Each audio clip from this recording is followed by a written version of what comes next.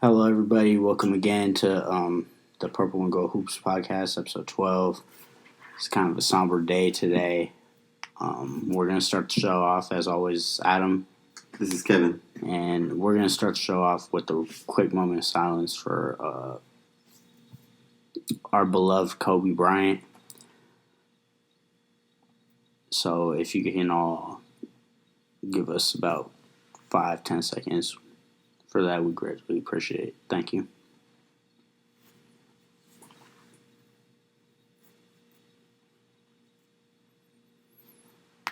We appreciate that, everybody. Thank you. And so it's going to be kind of an abbreviated version of what we normally do. We're still going to try to get over the games a little bit, but when we do talk about the games, it's basically just going to be us reading the box score. We're not going to dive into the games too much, or we might give an opinion here or there if it's something very significant. But as far as I stand, I haven't seen anything in the past games that are significant enough to talk about. I don't know about you, Kevin, but yeah, so that's what we're going to do. And I guess we'll start with Kevin and I were both wrong last week. We called a 3-1 week with a win against Boston, a win against New York, a win against Brooklyn, and a loss at Philly. Kevin and I were both wrong as the Lakers went 2-2. They lost to Boston. That was a terrible blowout win. They beat the two New York teams, and we both called the loss to Philly. So we were kind of right, but we were basically wrong. I'm never matching with you again. That's pretty much where I stand. So I guess I got to give predictions first. From now on. Okay, so. But, that Boston loss was ugly. It was like a 37-point loss, 27-point loss, something like that. It was 139 to 102, I believe, right? Yes, 32-point loss. 32-point loss. The game just got out of hand real quick. Like I said, we're not going to talk about it too much, so we'll start diving into the box scores. Pull it up right here. If you got the box score, you can. You want to go over the Celtics, or do you want to go over the Celtics Lakers game? No, we got to go over both teams, but okay. The highlights of the box score. All right, so I don't really believe there's any highlights in this. All the Lakers are at minus, except for one Laker, Dwight Howard. He's been really showing out. But as most notably, LeBron James at 15 points, 13 assists, 7 rebounds. He almost has a triple-double. All-around game, but he shot terribly, 5 for 12 in 29 minutes. Yeah. AD, we'll mention that was his first game back after the injury he suffered from New York with his tailbone. He really looked like he was getting back. He only had 9 points and 4 rebounds. 9 and 4. In 23 minutes, so he didn't even play half the game. So obviously, he was on minutes restriction. Didn't have that good of a game anyway. But they lost by 32. The Celtics. AD looked like he was coming back from basketball, and he hadn't played in like 6 months. Mm-hmm. That's how bad he looked. He only missed 5 games, bro. Yeah, that's how bad he looked. Mm-hmm. I know he only missed 5 games, but. Yeah, I get the point, and it's crazy. On the Celtics side of things, Tatum had 27, lit the Lakers up. 5 for 8 from 3, 10 for 18 from the field. Kemba had 20, Jaylen Brown had 20, so there's all 3 of their starters getting 20 again. Yeah. And off the bench, Enes Kanter had 18. They could not stop him. He had 18 and 11. Shot 8 for 10. That's the one that bothered me, Enes Kanter. He can't get 18. You can't. I mean, he's known for his post play, and he can get buckets here and there. Not defensive, because he don't play a lick of defense. He tries. He tries, but he's known as kind of an old school big, just dump the ball into him. But the NBA is going away from that. But he can score, so I'm not too upset with the 18 points. But he just completely when he was on the court, you could see. I think he annihilated us on the boards. Mm-hmm. He had 11 boards, and all 11 of those were killers. Right. All right, so there's a Celtics game. Kevin and I were wrong. We both called a win for the Lakers. They lost by 32, and that stinks because it was Celtics. But we'll move on to the next game. The Lakers won by 8 on the road in the Garden, and LeBron actually stepped it up that night. He had 21, 6 and 5, but he didn't have to work too hard to get those 21 points. AD had the big game with 28, 7 for 14 from the field, and then they had KCP off the bench with 13 and Kuz with 10 off the bench. Everybody else was 2, 3, 4, 5 points. Yeah, I mean, it was an okay game. It was okay. It was just okay. Yeah. I feel like this game they were trying to really get AD back involved. You know, he went 13 from 13 from the line. That's really impressive. Yeah. But we beat the Knicks by 8, so I mean, there's no glory in but that. we expect to beat them. The disappointment is that we only beat them by 8. Exactly. They didn't really have much to speak about on the Knicks side. Julius Randle, former Laker, at 16, 8 and 6. 8 rebounds, 6 assists. Do they have Marcus or Markeith? Which one do they have? You know, they both play the same. Yeah. It don't matter. Whichever Morris twin they have had 20 points. Taj Gibson, my guy, had 12. And Dotson off the bench had 17. They have Marcus. Okay, so Marcus Morris had 20. I mean, it's just New York Knicks basketball. I don't know why they're not playing well in Ellington. We played. Yeah. He got DNP coach's decision. Who did? Ellington. Oh yeah. I mean, I'm not a big fan of Wayne Ellington. It's the Knicks, man. Yeah. It's got all the kinds Knicks. of problems. It's the Knicks. I don't even see. Oh, Dennis Smith Jr. He logged 4 minutes. Yeah, I don't know. I don't know what's going on over there. Lakers won 100-92 to push the record to 35-9 at the point. They second night of the back-to-back. They had Brooklyn, so they stayed in the same hotel. They were apparently in New York for 4 days. You sent me a picture of this. Kuz went on a date with Vanessa Hudgens.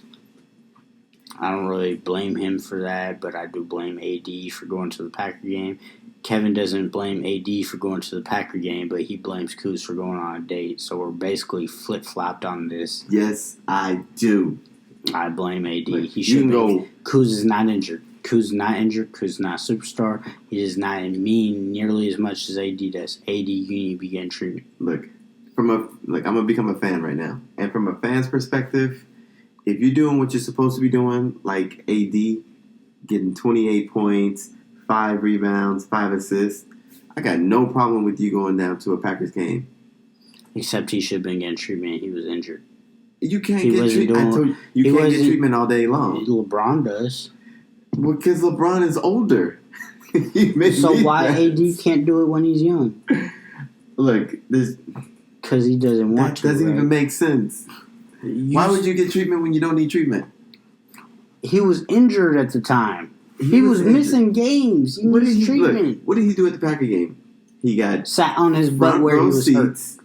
Right? Wasn't he butt hurt? Didn't he have a bruised tailbone? And what's he doing? Sitting on a hard seat. Yes, and it was in very the cold. Yes, which is great that makes for it worse. Which is great for treatment. Oh my god, he was getting natural treatment. Kevin, you don't even buy this. You don't even buy it. Just stop. All right, so moving on to the next game. Lakers won that second night of the back-to-back, 128-113. AD had 16 and 11. That Packers game. Braun showed up with a triple-double, 27, 11 rebounds, and 10 assists.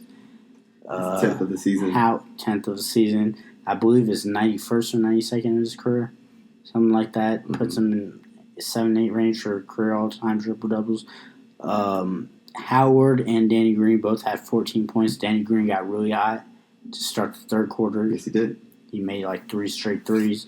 Coming off the bench, Kuz had 16. KCP had 11. Dudley had 8. That's surprising. Dudley made a few momentum-changing plays in the game as well. For the net side of things, Kyrie had 20. Torian Prince had 18. Off the bench, they had Wilson Chandler with 15, Garrett Temple with 11, and Karis LeVert with 16. Two most impressive parts of this game. What's up? 6 players from the Lakers were in double figures. Yes. 6 players. Mm-hmm. And Lakers shot, second most impressive part about this game, Lakers shot 50% from the field and 50% from 3. It was amazing to see what happens when 3 actually starts falling for Yes, us. season high 19 threes. 19! The career or the franchise record is, I believe, 22. Yeah, we're not doing that. Not with this team. I mean, they had 19 with about 10 minutes left in the game and didn't make another one. The only one that shot really poorly was Avery Bradley. He shot 1 from 8 the entire game. That's fine. I want Avery out there guarding Kyrie, which he was doing. Yeah. So, I mean, I'll take the 1 for 8 as long as you're shutting their offense. 20 points for Kyrie? You held Kyrie at 20 points? He didn't. That's not bad. You know what? With everything that's going on with the Nets and how he's been criticizing his teammates, because he says a couple days before the game. Yeah, he said when Kevin Durant gets back, we're going to need an extra piece. Yeah, the question was, what do you guys need to contend this year? And I'm like, wait, hold on. So he's not even back yet, and you're already telling your teammates, you guys all suck. Well, then he went on to name 5 or 6 other players, but he didn't name everybody. So he named players that he wanted to keep on the team, but then there was like 3 or 4 players on the end of the bench just like, yo, so, what you saying, bruh? So you're my poop list. You're my poop list. I mean, I can see X's going on right now. Bing! You're gone. Get out. Yeah, I mean, his leadership is just terrible. And that's what scares me about the Nets, because I don't view Kyrie as a strong leader. I don't view Kevin Durant as a strong leader. So I think it's just going to be so dysfunctional. They're going to need a strong veteran presence. They're going to need a David West type for the Warriors. They're going to need like a Derek Fisher to mellow everything out. You can't just be naming people's names. Yeah, but Tony. Like I don't believe in. They're both great players. Yeah, I like their games, but I don't necessarily like them as a leader. They'll sell tickets. They'll go far in the playoffs. Yeah. Will they win a championship? No, I don't know. I don't think they have the mental capacity. I mean, both of KD and Kyrie both have rings. KD has 2, Kyrie has 1. Yeah, but I don't. Kyrie wasn't the alpha with Cleveland, and it's very heavily argued that KD left Golden State because he didn't feel like he was the alpha. That's a good argument. So, I mean, I think that's just waiting to crash and burn. They're going to be fun. They're going to be entertaining. I love both games of both players. Yeah. You know who attended the game? Who? President... Oh, Clinton. Clinton, yeah. Yes. He was sitting next to Michael Strahan. Yeah, that's a strange dynamic. Mm-hmm. But very interesting. Strahan and Clinton. Yeah, I know.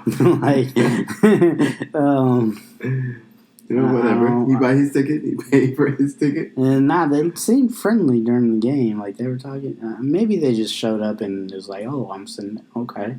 Yeah. But they seemed pretty friendly. Like they were there together, I guess you could say.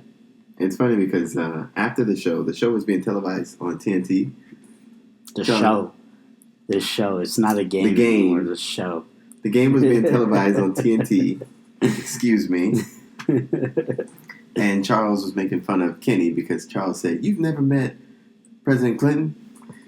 He's like, "If you showed up to President Clinton, he might ask you for a hot dog and a soda." That's dirty. Oh, Chuck be saying the most left field crap ever. I mean, thank you for letting me move, but I don't. The game was good. I noticed that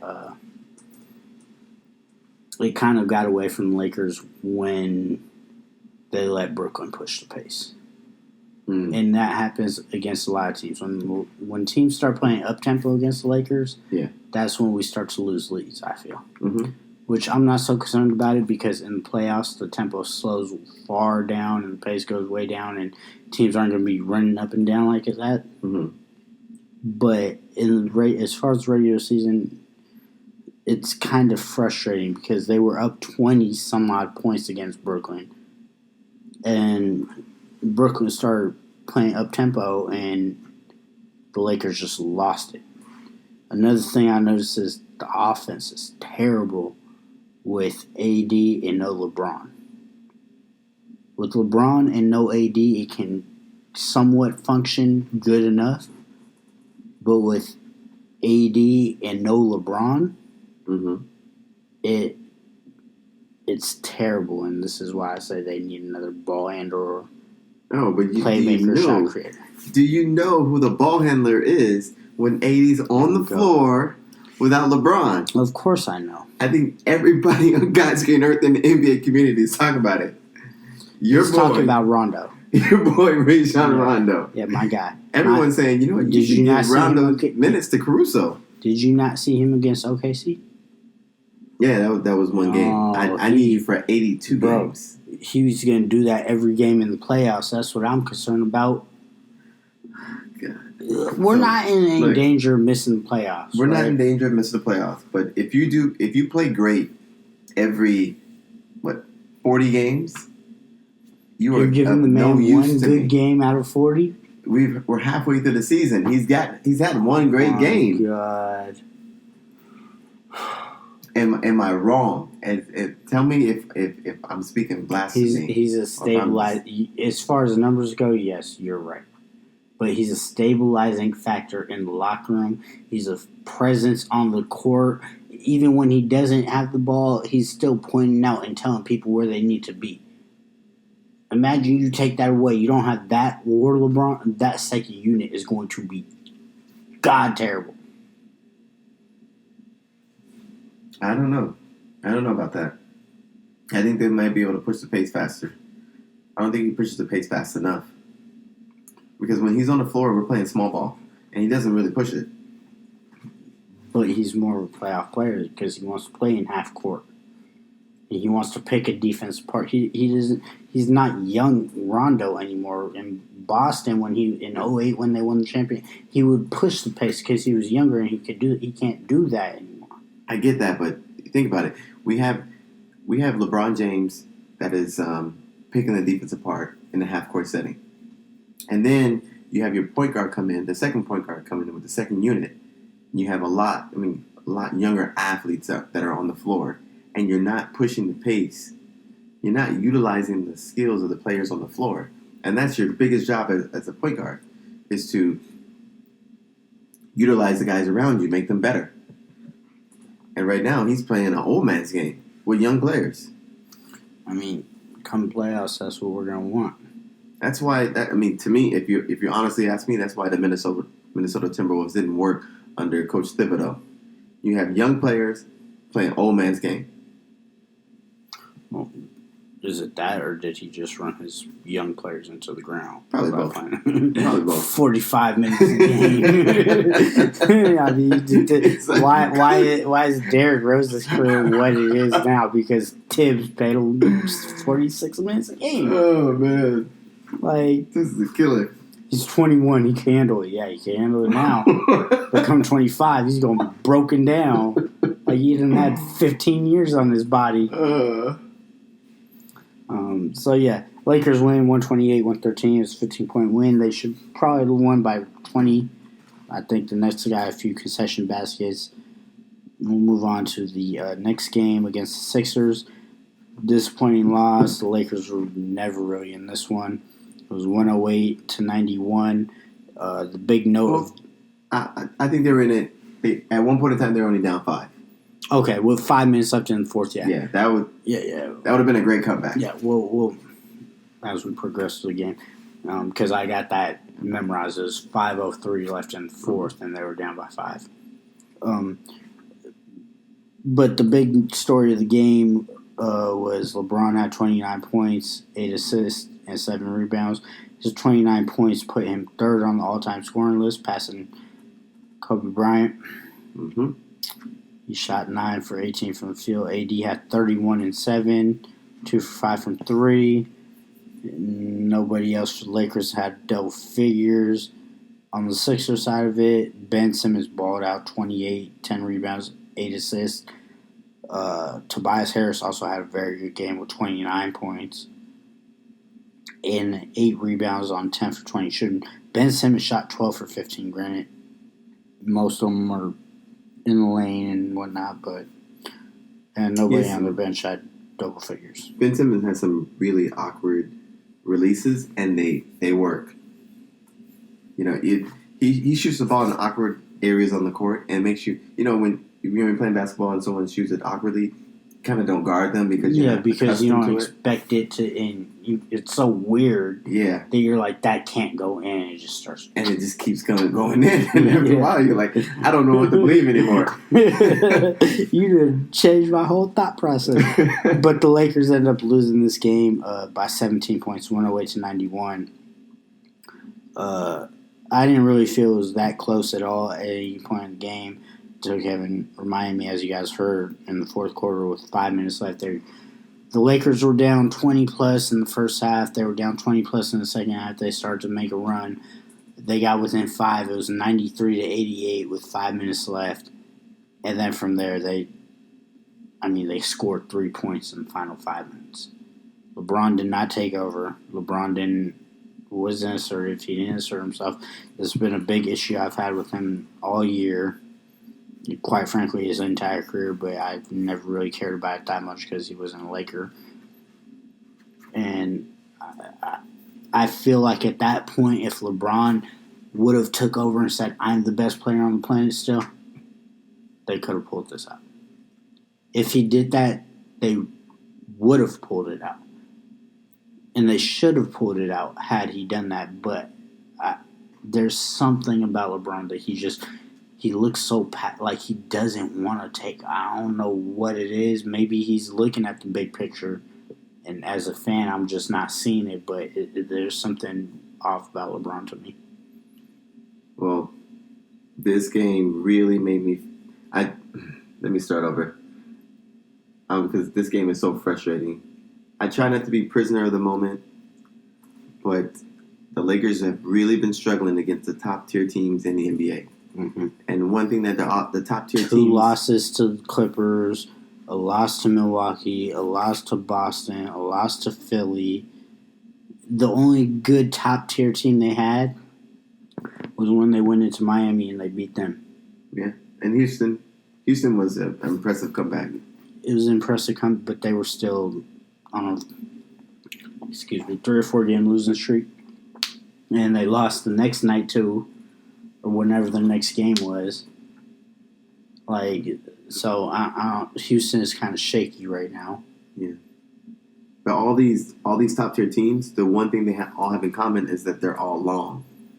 These long teams are really working this. Well, I feel like they figured out that the Milwaukee loss, I feel like we can disregard because Gianna's making 5 threes in a game. I don't even think it was the 5 threes. I think it's the length that bothers us. I don't think it's so much the length. I think it's more the youth and the willingness to say, we're going to get out of transition and beat you. Which was what I talked about against the Nets. When they push the tempo, and that's when Lakers had problems. It's concerning to a point, but I'm not overly concerned with it just because I know tempo goes way down in the playoffs, and I made this point when we talked about the Nets game just a few minutes ago. So it's the same thing. So while I don't like it and I wish they would actually beat the elite teams so we don't even have to worry or think about it, I think come playoff time it's going to be different. Well, I don't believe it. I'm ready to trade somebody. In my mind, we need to trade badly because the Lakers had 9 turnovers in the first quarter. Trade for? nine turnovers in the first quarter. And second quarter they had 3. And they were all tip passes. All of them were tip passes. LeBron made a few lazy passes. Thibault, he was a rookie for the Sixers, had 5 steals. There was one very nice steal where LeBron found, I think it was KCP coming off a back screen, and LeBron thought he was open, and Thibault with his long arms got the ball and it went into a transition dunk for Thibault. But he had 5 steals by himself, and I feel like it was more lazy passes or inaccurate passes. Yes. Why you can't account for a lot of those turnovers. Lazy passes has nothing to do with the length of the other team. That's you're just being lazy. No, inaccurate passes, that's just you not doing it right. It may not be him lazy. It may be the habits that we built up. Because most teams that aren't that long won't be able to reach some of those cross-court passes. And he's been doing it all season long. So why would he go in the game not believing he can do it tonight? But as the greatest player on earth, or whatever, King James, chosen one, he should know already. Like, he should know how to adjust his passes that he makes. That's where they see. That's one thing that I saw more out of Kobe than I see out of LeBron. Those end game adjustments. Yeah. Like, you can tell what LeBron James' game is every single game. Give everyone involved. Get mine here and there. We win by 10. We walk away. Mm-hmm. For the most part, that's his game plan every single game. Sometimes Kobe will go in there with the game plan. All right, let's get everyone involved. And when it wasn't working, he'd take over the game. Yeah, because a lot of people praise LeBron James for his passing ability. And I feel Kobe was an even more gifted passer than LeBron was. The difference is LeBron has a willingness and probably a desire, a small desire, to pass.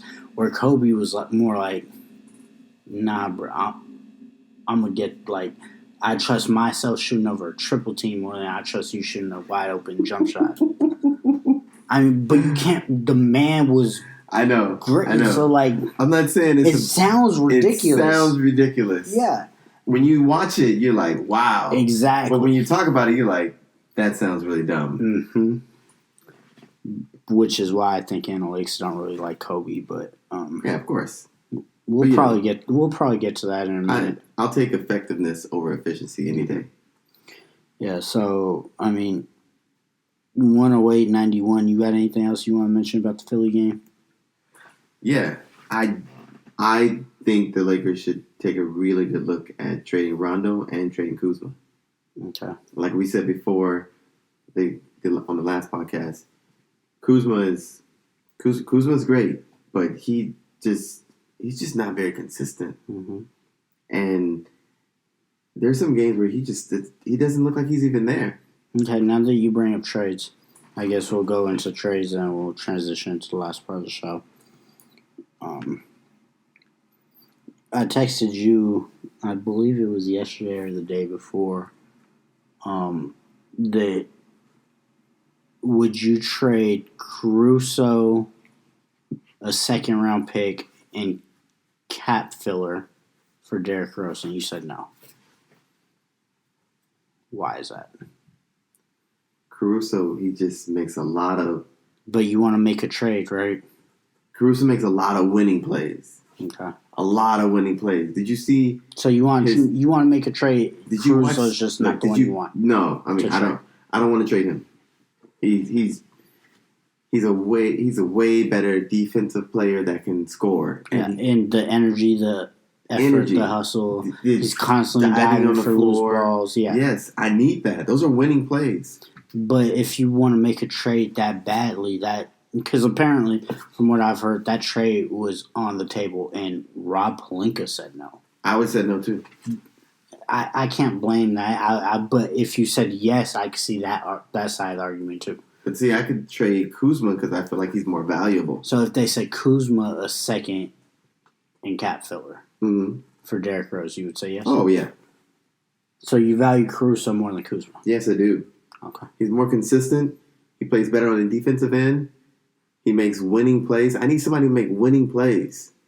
Not just be out there and score 20 every 10 games. Let me state for the record, one thing I forgot to say earlier against for the Knicks portion of the game, Knicks portion when we talked about the Knicks, Caruso went to the free throw line and late in the fourth quarter, and they were chanting MVP for Caruso. I found that very hilarious. It is hilarious. I think Laker fans are taking it a little too far. This was in New York, bro. At the Garden. New York. I get it. There's some Laker fans, but not enough for the broadcast to pick it up that they're chanting MVP. Knicks fans have nothing to root for, right? They got nothing. There is not a single squad player on there that has had any future right now in the Knicks. Well, no, they got one. They got one. He didn't play last time, though, did he? Nah, RJ didn't play. Yeah, I thought somebody was missing. Yeah, he didn't. I think he was sick. He's probably sick of them. I've been played 40 games. It feels like 20,000 years. He's like, get me out of here. Like, where's Zion at? Last year I was playing with Zion. Now I'm playing with you suckers. Right. Julius Randle, you wanna be Zion Williams? Man,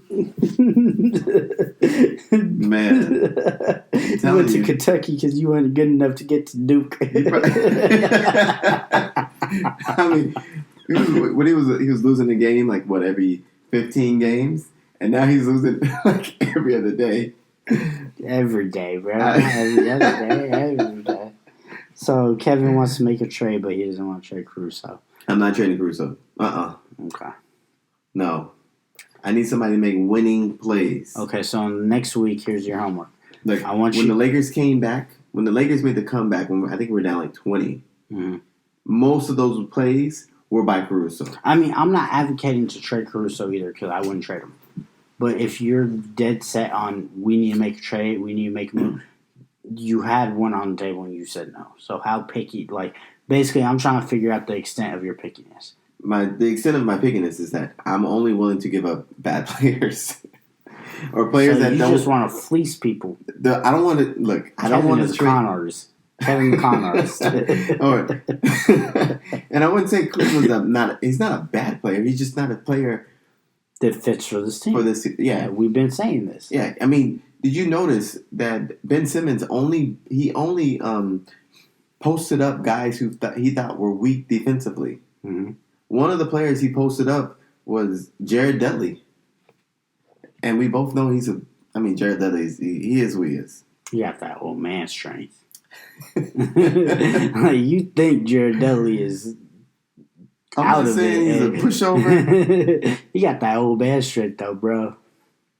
But this is what I want you to do. Your homework for next week. Next week when we do this podcast, I want you to come in here with at least one trade that you would make. One trade. Since you feel like they should make a move that bad, just make it one realistic trade that can actually happen. Don't tell me like, oh, go trade for Dame Lillard. No, I mean, come on. Yeah, make it realistic. Realistic, yeah. Oh, at this point in time, I just want to trade Kuzma. I know he's going to be a really good player. Okay, tell me how we're going to do that when he only makes $2 million. I know. Whatever we get back for $2 million is not going to be near. That's the issue. Give me a wing defender. It's not going to be near what we would expect for Kuzma. I know. So that's what I'm saying. Figure out what trade because I would love to make a trade too, but I'm scratching my head and I can't figure one out. Think about this. Who else is going to give you 4 points a game? Many people. Exactly. That's my point. Like you can't be getting 20 every 20 games and then just settle back on 4. I agree. I agree. We're wasting our time. All right. You ready to move on to the topic of the day? Yeah. I know you, as much as you love him, you told me you were kind of tired of it and you wanted to get away from it for a bit, but it needs to be spoken about. Yeah, about it's 16 hours ago now. 15 hours ago. Kobe Bryant and his daughter Gianna Bryant, Gigi for short, were traveling in a helicopter on a way to one of her games in which Kobe is the coach of the team. And their helicopter crashed and there were no survivors. Obviously, meaning Kobe died, or passed away, excuse me. Gianna died, or passed away. She was 13. And it's been reported that there was 9 people on the helicopter. So 8 passengers and the pilot. And we're basically awaiting news. All of LA, all of the NBA community, all of the world, I would say, it's safe to say, has been shook and affected by this news. And there was candlelight vigils. There was a memorial put up in front of Staples Center within an hour of the news being broken. And as a Laker fan, it's so weird to me because, 16 hours before the crash, he was tweeting congratulations to LeBron. Yeah. And then the crash occurred on January 26, 2020. He put up 81 on January 22nd, 2006.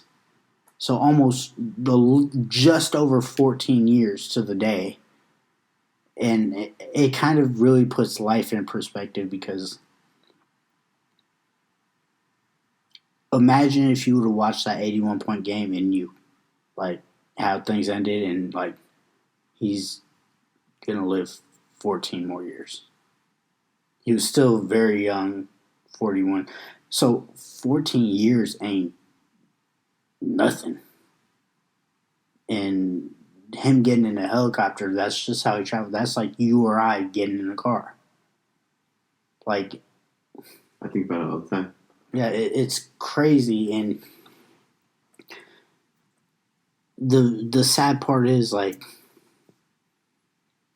it happened just him being a father. That's really all it was. Because the same thing, God forbid, happened to you or I being a father, like just getting in the car. The only difference is he was in a helicopter, but that's just how he traveled. He's that rich. He had it like that. Like,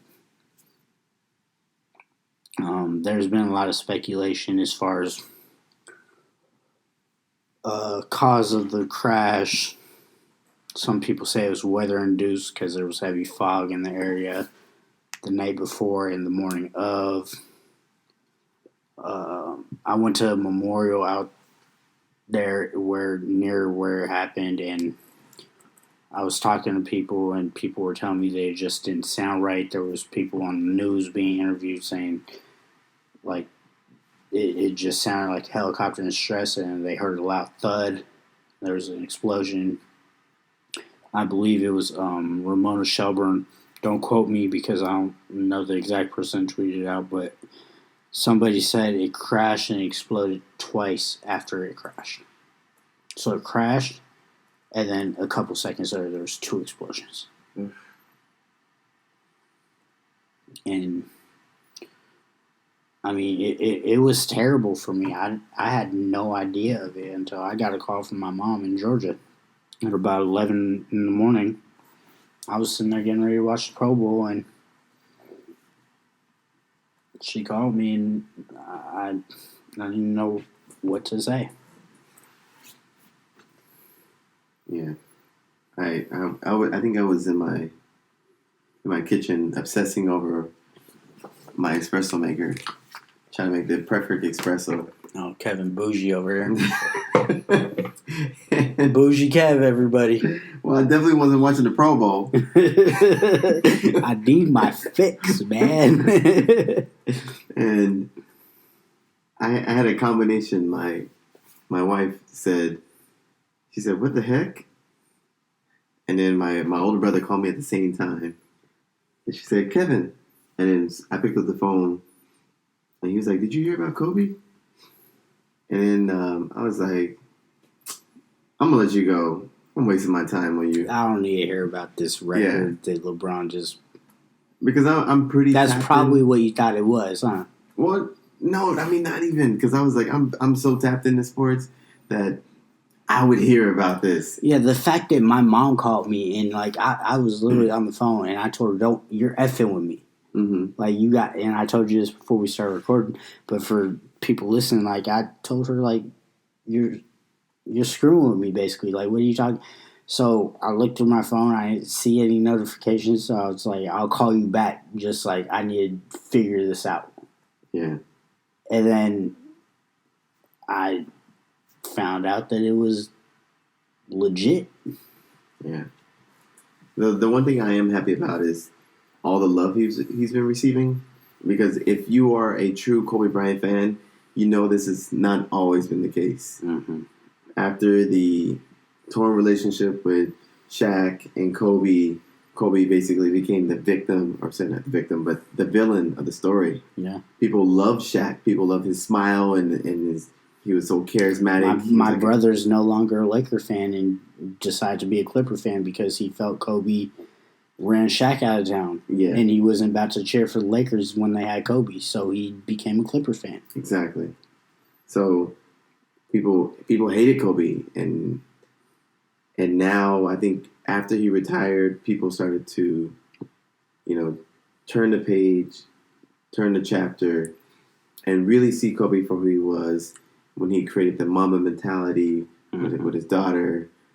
How he helped out a lot of younger players with their game. I mean, one of the best moments of Kobe is, or not moments, but something that he went through was, he paid with Hakeem Olajuwon. Yeah, the summer that he went and trained with Hakeem to learn the post and the footwork and all that. And then he goes out after he retires and just says, I want to share this information with the world and make the basketball world a better place. That's why when LeBron James, passed him on the scoring list, he said, push the game forward. And now he's giving out that information that he paid for free. And that just tells you who he is. It was almost altruistic because he would prefer the game to be in a better position than him as himself, even though he's getting passed over by people on a record list. Yeah. I mean, everyone from the NFL community, the baseball community, actors, BBC, musicians, everybody, politicians, Gavin Newsom, numerous presidents. I mean, I know Trump tweets about everything. I know. There's numerous other presidents. I never expected that one. I'm not gonna lie. I was a little surprised. Yeah. I was a little surprised. And have you ever read the Breitbart News? No, I've never. They're like really, really far right, like borderline pushing it, like skepticism. Right. They posted something about Kobe. I was like, wow. Yeah. He's getting so much love and respect today. He impacted a lot of people. To me, what he meant to me,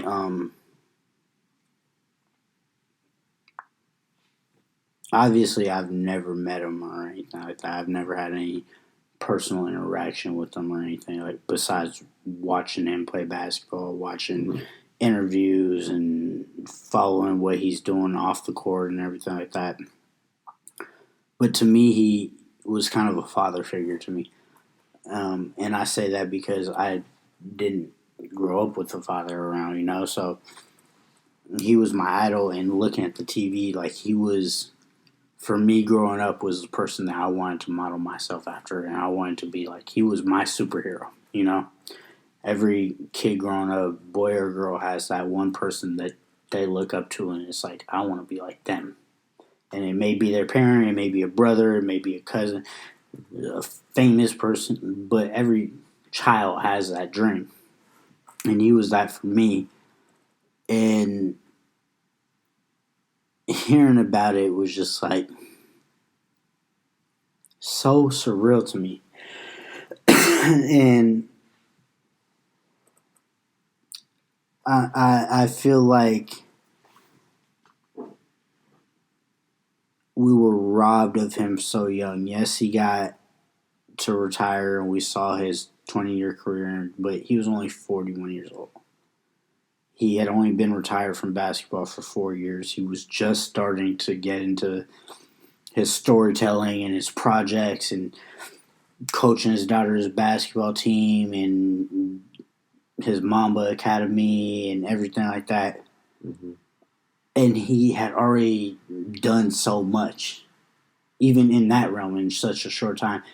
And he was, like I said, he was 41, so we should have had another 30 to 40 years to watch his career unfold in a different way.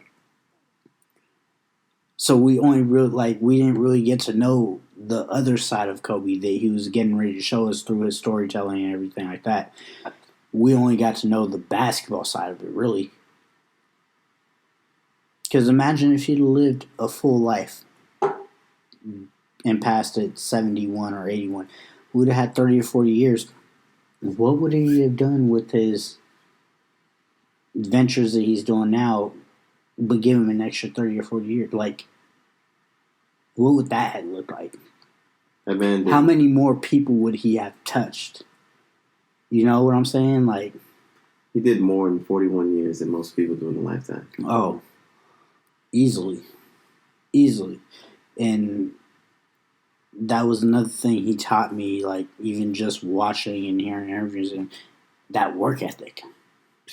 That's what inspired most of Los Angelinos. Mm-hmm. His tireless work ethic. Yeah, you and I both grew up in Pasadena, which is just outside of LA, about 10 miles outside of LA. Granted, you're a little bit older than I am, so it's kind of different eras, if you will. Mm-hmm. But we both grew up here. We both love Kobe. We both looked up to Kobe. And just like you said, like, that he inspired Angelinos, and we are, and it was a small sample size, a test case of that. And it was just such a big loss, man. Like, people... I just need something good to happen to LA, so I can just pretend like this never happened. I mean, it'll make a championship a whole lot sweeter. I hate that that's what we need to make it mean more, but... I mean, I need a championship. I need patches on the players' shoulders. See, that's what I was wondering. They already have the stripe for David Stern. So what are they going to do? Because if they put a pat, it's going to start to be cluttered and too Lakers, much. Like, I'm sure Jeannie Buss will do something. I think she loves Kobe. I think I would like to see. You remember for Kobe's last game how they had the 8 and the 24 on the floor. I would like to see them put that back on for the remainder of the season. But did you hear Dallas Mavericks owner today? He said nobody will ever wear number 24 ever again for the Dallas Mavericks. Yeah, he retired Kobe's number. And after the news broke, what NBA teams were doing was they would tip the ball off, and whoever won the tip would take a 24-second violation. The other team would get the ball and do the same. Yeah, and one team did a 24.8 violation, which is... Oh, wow. Yeah. How they get 24.8? I'm sure they can figure it out. But they would take the 24-second violation in honor of Kobe because he wore 24. So it was a way to pay homage, and I believe every team that played today did that. Yes. And I wouldn't be surprised to see the Lakers do that on Tuesday. Their next game is on Tuesday. It's a home game against the Clippers. How weird is that, too? The very next game the Lakers play in is going to be LA versus LA. Yeah. That's gonna be a big game. It's going to be... It was already a big game beforehand, and I won't blame the Lakers if they lose this game. I won't either. Because everyone's going to be... But it's going to be very heavy. Emotional. Yeah, I'm curious to see what the Lakers do as far as how they pay their respects. I'm sure there's going to be a video before pregame. I mean, there was a report out today that said that Kyrie Irving did not play in the Nets game because he heard about Kobe. And he just left the arena. Just left. Yeah. He heard about it and he just walked out. Yeah. Big Kobe fan. Yeah, I mean, I would, if I was him, I'd probably do the same.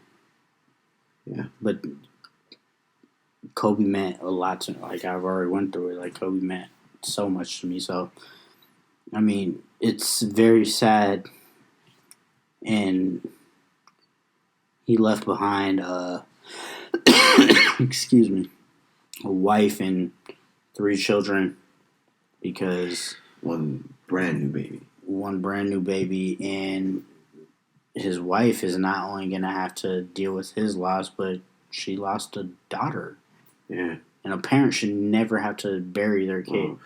Like, we're both fathers ourselves, and, like, I couldn't imagine anything worse than having to, bury your own child. Yeah, exactly. Yeah. Like, granted, I'm not comfortable with the fact that I'm going to be gone before them either. But I'm not, because how they're going to feel, Yeah, no, I get it. But at the same time, like, a parent should never I'd rather them bury me than me bury them. Yeah, because they still got their whole life ahead of them. Exactly. But it's very sad. Gigi was 13. And they started recently going to NBA games together. Kobe, once he retired, he didn't even watch basketball. And because she started to take more of an interest and take it seriously, he kind of got back in tune with the NBA. And they've been to like 3 games this year. They were at the Lakers Mavs. They went to the Lakers Hawks. And they went to the Hawks and Nets in Brooklyn. And they were at the Lakers Mavs game. It was about a month ago, right after Christmas. Yeah, I believe it was December 28th, or whenever the last time the Lakers played the Mavs. It was at the end of December. So it's like, it's crazy to think like, yeah. Jimmy Kimmel, he posted a video of an interview he did with Kobe, and I'm not sure how long the video was. I'm not sure how long it happened or how long ago it was. But in the video, he's interviewing Kobe, on a late night show. And he asked Kobe, he said, what do you think about your daughter? And he's saying, she really has that mama mentality. Because he said, people tell me all the time, Kobe needs to have a boy so he can have the legacy go on. And then, Gigi would be like, what are you talking about? That's me. I got this. Right. And I was like, wow. And, there's tons of videos of her playing basketball with her dad. Yeah, she has some real talent. Gino Oriema, a couple months ago, maybe about a year ago, he was already telling Kobe, like, when she comes up for recruitment, we got a scholarship for her. Yeah. And Kobe was very vocal about her wanting to go play for Gino at UConn. Yeah. And her career path was all set out for her. I mean, she was a baller. Yeah. I'm telling you. She would work with Kobe, and he was teaching her the fadeaway and the swag and style and how to turn her body and how to make it effective and how to actually shoot it and still look good. And, like, she has some talent. Man, imagine having talent and having the intricacies and the knowledge at the age of 13. Everything just and that's what we were talking about. If I'm the coach of a men's basketball team, I'm like, hey, we can make this work. Mm-hmm. Yeah, I mean, but we hit on it a little bit ago that, like, nothing is guaranteed and life is so short. And you talk about that, like, imagine basically having everything at 13. You had the talent, you had the skill, you had the potential, you had the knowledge, you had the right people teaching you, and then just, it's gone. And she, I don't mean to sound cold-hearted or cruel or anything, but she doesn't exist anymore. Yeah. Well, maybe she's upstairs, balling with her dad. Hopefully. I couldn't see them doing anything else. Nah. Could you imagine what those last moments in the helicopter must have been like? Because Kobe was very intelligent. He had to know that, like, this was the... Like, because as a father, like, I just, like, think, like, all I could imagine is Kobe just probably grabbed her up and was just holding her in her arms. I don't know if he was saying anything. Maybe he was telling her he loved her and talking to her, or maybe he was just silent and just held her. Yeah. But he had to know, like, I've been in a helicopter, like, you know when something's wrong. Like, you know when it's going down. Yeah. So he had to know, and he probably, like...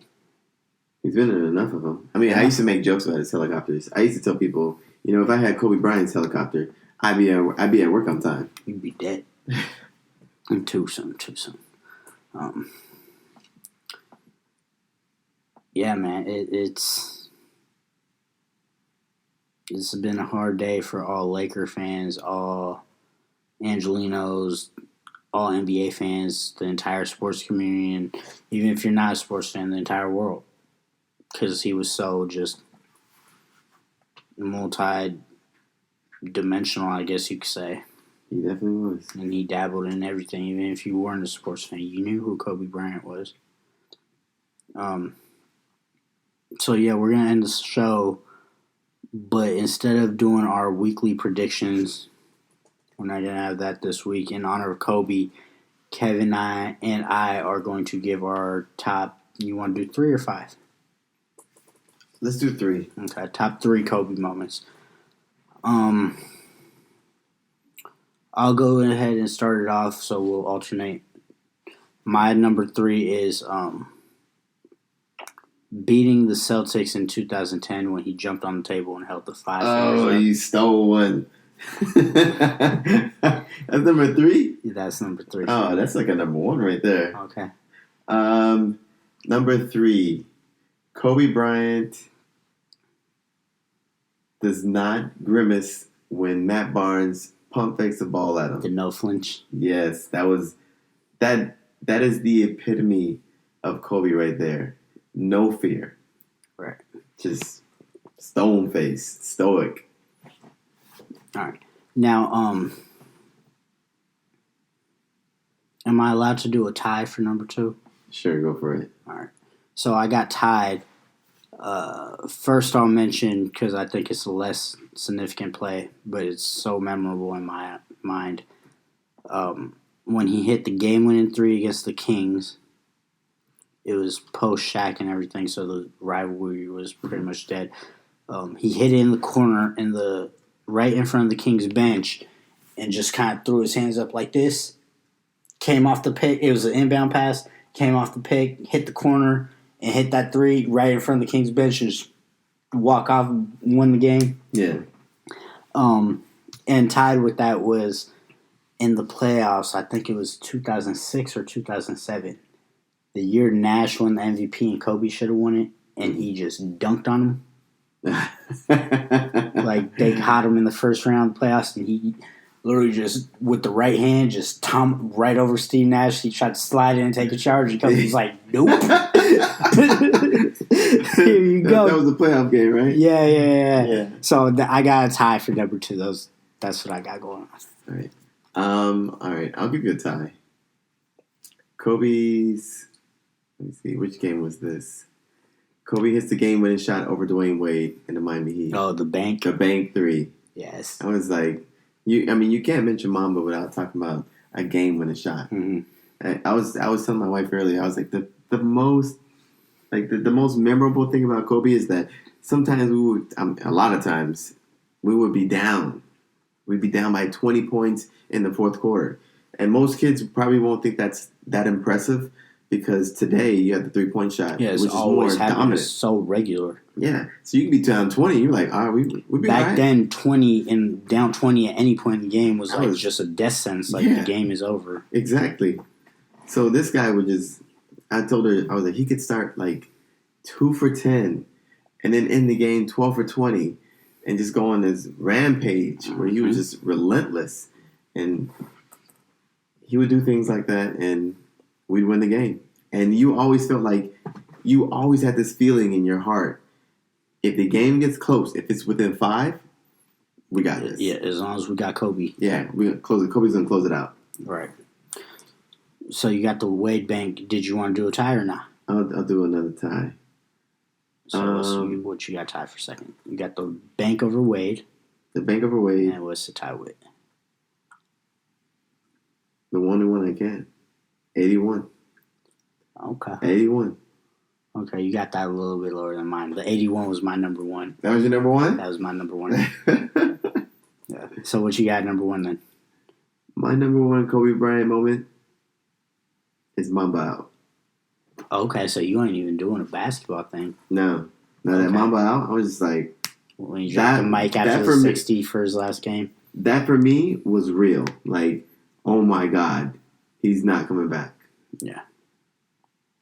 I did want to throw out one honorable mention for that, just because I couldn't do a tie for number one as well, because I did one for number two.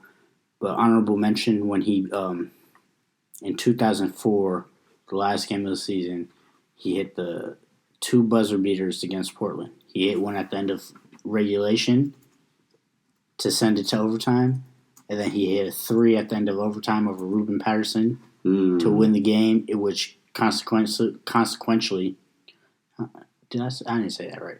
You did. Consequentially? Yeah. And then that gave them the division title. So I think that put them at the 2 seed opposed to the 4 seed. That's an honorable mention to me, as well as the, oddly enough, against Portland as well, in 2000, the lob to Shaq. Good one. Yeah. Yeah. I got one honorable mention. Okay, what's up? Duncan on Dwight. Oh, man. What about the Yao dunk? What about when he dunked on Yao? That was, that probably just was as more impressive. Because I was like, you just dunked on a dude that's 7'4"? Oh my God. If you put Yao Ming on a magazine, stood him on a normal size magazine, and told him to put his hand up, it was above the rim. He didn't have to jump, basically. He needed to stand on a magazine. Wow. And Kobe was just yamming on everybody. Like, yeah. Young Kobe, number 8, crazy 8. Oof. He was dunking on everybody. Not everybody. Yeah. Everybody. He was something else.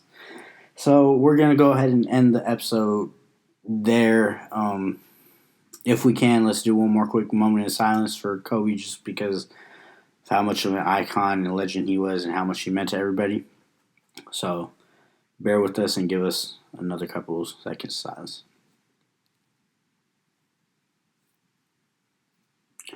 All right, thank you, everybody. And as always, this is Adam. This is Kevin. Coming to you with Purple and Gold Hoops podcast. Follow us on Twitter. It's PGH1.